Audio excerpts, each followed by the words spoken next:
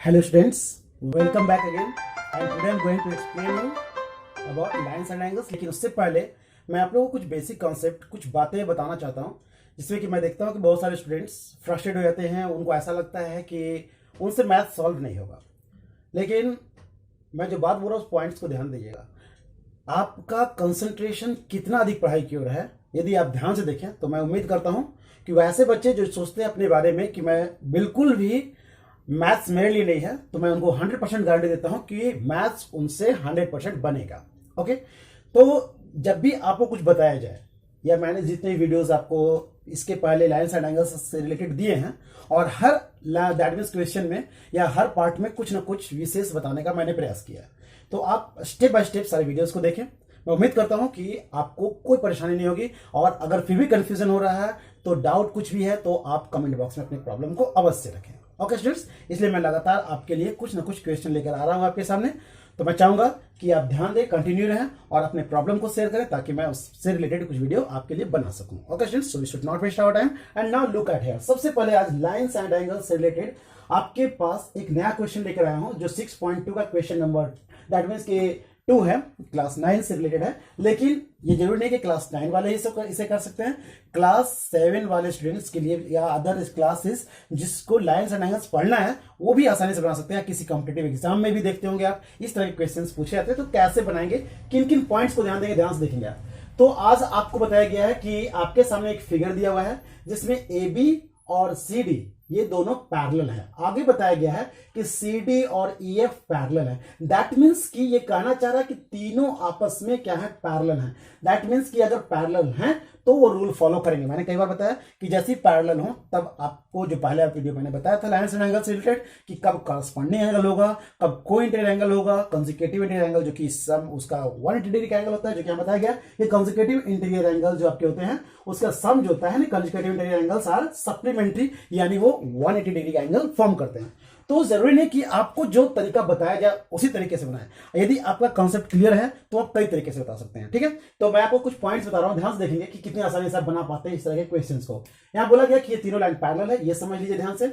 उसके बाद बोला गया कि y और z ध्यान देंगे आप, y और z का रेशियो 3 और 7 है। एक बात मैं आपको बताना चाहूंगा कि जो यहां बताया गया आपको है y और z का रेशियो 3 और 7 है। ये रेशियो क्या कहना चाहता है? रेशियो ये कहना चाहता है कि इसके साथ भी कोई एक ऐसा कॉमन, यानी दोनों के साथ कोई एक ऐसा कॉमन नंबर है जिसके साथ दोनों को यदि मल्टीप्लाई किया जाए तो दैट मीन्स कि आप कह सकते हैं कि उसका ये सिंपलेस्ट फॉर्म है। ओके, जैसे एग्जांपल के तौर पे मैं आपको दे रहा हूं कि मान लिया 3 को अगर 10 से इंटू करें तो 30, तो 7 को भी आपको 10 से इंटू करना पड़ेगा तो 70। ओके, तो 30 और 70 को जब आप डिवाइड करेंगे तो फिर 10 से डिवाइड करेंगे 30 या 10 से 70, यानी कुछ भी हो सकता है। यहां पर जो मैंने यहाँ 10 आपको एग्जांपल के तौर पर बताया कुछ भी हो सकता है। ओके, लेकिन दोनों में सेम होगा। तो किन किन बातों का आप ध्यान रखेंगे, ध्यान से देखेंगे। सबसे पहले आप किन दो एंगल्स के बारे में बताना चाहते हैं। आपको दिया हुआ है कि y और z 3 और 7 है। y और z, जो y दिख रहा है वो 3 के रेशियो में है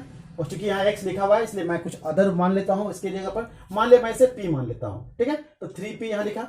और z को यहां बताया गया कि वो 7 है, मैंने इसे इसके जगह पे क्या मान लिया, 7p। ओके, जैसा कि मैंने बोला था कि दोनों के साथ कोई कॉमन नंबर होते हैं। ओके, नेक्स्ट पार्ट आप ध्यान से देखेंगे कि अब इन दोनों के बारे में रेशियो तो बता दिया गया है, कैसे फाइंड आउट करेंगे। मैंने पिछले वीडियो में बताया था आप लोगों को कि ये दोनों एंगल जो सामने में दिख रहे हैं दोनों के वर्टेक्स एक साथ दिख रहे हैं मिलता हुआ, इसलिए वर्टिकली अपोजिट एंगल के अकॉर्डिंग इसे इक्वल करेंगे। और जैसे आप इसको यहां लाते हैं दैट मींस कि y जो है ये आपका ये एंगल जो दिख रहा है यहां पर, ये कितना हो जाएगा आपका 3p यहां हो जाएगा। ओके, वर्टिकली अपोजिट एंगल के अकॉर्डिंग ये क्या हो जाएगा, आपस में बराबर हो जाएगा। तो इसके अकॉर्डिंग भी आप बहुत ही आसानी से, बहुत ही शॉर्ट में, बहुत कम समय में बना सकते हैं। कैसे, देखिए आप 3p और 7p बताया गया ना कि कंसेक्यूटिव इंटीरियर एंगल्स जो होते हैं वो सप्लीमेंट्री होते हैं। तो 3p और साथ ही साथ यदि यहां मैं कर दूं 7p और बताया गया था कि इज इक्वल टू कितना 180, यहां बताया गया कि वो सप्लीमेंट्री एंगल होते हैं, यानी कह सकते हैं कि 3p और 7p मिलकर कितना हो जाएगा 10p और 10p इज इक्वल टू 180।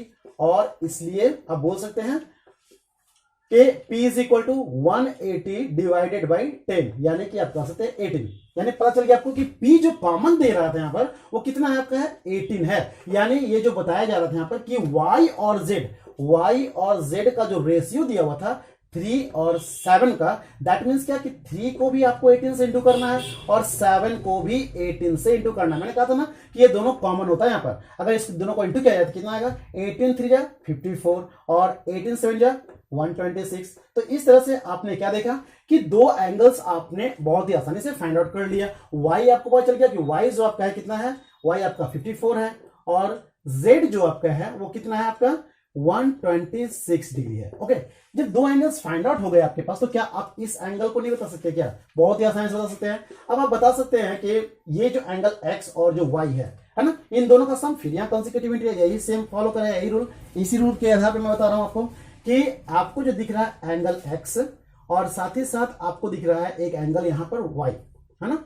और इन दोनों को भी हम क्या कहेंगे, कंसेक्यूटिव इंटीग्रल एंगल के अकॉर्डिंग 180 डिग्री। वो आपको मैं मैथ्स कितने इजी वे में आप कितने आसानी से समझ सकते हैं, जितने भी कॉन्सेप्ट मैं दे रहा हूं आप बिल्कुल स्टेप बाय स्टेप देखते जाएं, आप बहुत ही आसानी से बना पाएंगे। ओके स्टूडेंट्स, तो मैं जो कॉन्सेप्ट दे रहा हूं सिर्फ ध्यान से देखें। तो x जो आपका है, आपने x एंगल लिया और साथ ही साथ y जो यहां पर था हमारा 3p और y हमारा 54 है डिग्री, जो कि हमने फाइंड आउट किया, इज इक्वल टू 180 डिग्री। इसलिए x इज इक्वल टू आप लिख सकते हैं 180 degree minus 54 degree, that means कि 10 माइनस 4 इज इक्वल टू 6 और यहाँ पर 7 माइनस 5 इज इक्वल टू 2 और यहाँ पर कितना हो गया 1, यानी x आपका कितना है 126।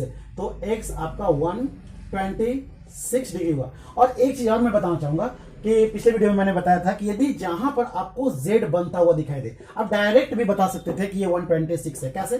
ध्यान से देखिए, आपको ये दिख रहा है ये तीनों लाइन आपस में पैरेलल है। मैंने पैरेलल लाइंस में बताया है फर्स्ट वाले वीडियो में, जिसमें बताया था कि किस किस कंडीशन में एंगल्स बराबर होंगे। आपको इतना करने की आवश्यकता भी नहीं थी। आप देख रहे होंगे कि ये और ये जब पैरेलल है, यानी यदि A B parallel C D दिया हुआ है और यहाँ लिखा हुआ है सी डी पैरेलल दिया हुआ है आपका क्या, ई एफ, इसका मतलब क्या है कि तीनों आपस में पैरेलल है। तो A B parallel C D parallel E F, तीनों आपस में पैरेलल है। जब ये पैरेलल है तो पैरेलल का रूल फॉलो करेंगे, यानी अगर मैं इस लाइन को यहां से इरेज भी कर दूं, दैट मीन्स कि आप देख रहे हो कि ये आपका एक ट्रांसवर्सल लाइन दिखाई दे रहा है।